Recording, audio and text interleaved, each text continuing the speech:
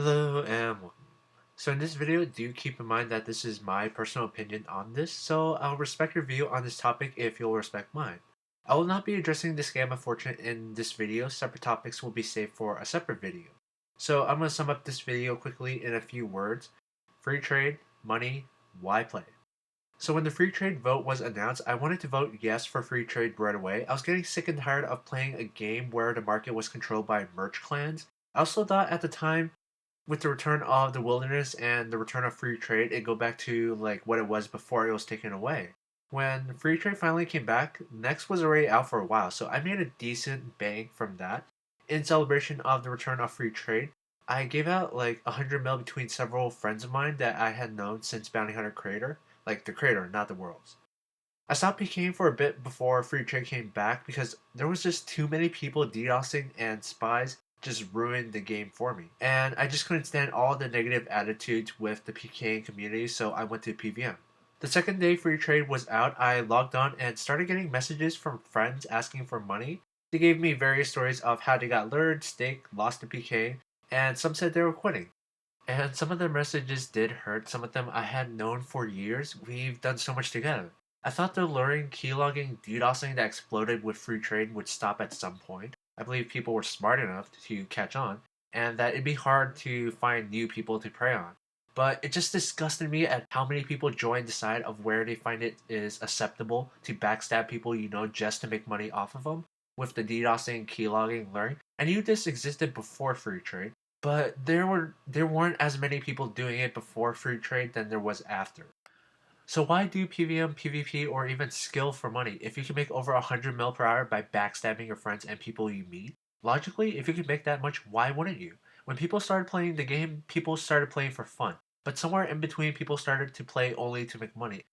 And that's what it's become, all about money. Now, a sizable portion of the community now only plays to make money off the game by any way they can, by doxing people in the wilderness. It doesn't happen as often since who really PKs anymore when you can make more money by learning, keylogging, dice hosting, selling shoutouts to support dice clans. Staking can be put somewhere in there, but it's an iffy topic since it turns people into addicts, and which can be troublesome in real life. Then, once people made so much money, some of these people will sell the money they made to gold sellers. Again, since this is all about money, if you can make this much money, why wouldn't you? It just ruins the community for the people who actually play the game. Now, who can you trust anymore when you first meet them? If they start talking about money, should you wonder if they're trying to lure you? If they ask you for a lend, can you expect to get the item back? If they ask you to add them on Skype or join a TeamSpeak or Ventrilo server, can they be trying to get your IP? Is World 2 even a trading world anymore, or is it just a dicing world, as well as many other worlds like 124, 137, and whatever PK worlds there are? I'm usually optimistic. I don't see the point in sulking, but the community has gone down the drain. Now, I know that taking away free trade won't fix anything, the damage is done, but the people I've known have pretty much quit or are on the way to quitting, especially with constant scam of fortune updates. So I don't see why I'm even playing anymore when there's so many things wrong with this game that has been in the game for over a year now and nothing has been done about it. DOSing and keylogging can only be prevented since it's outside the game. Scamming is built on trust, but who can you even trust anymore?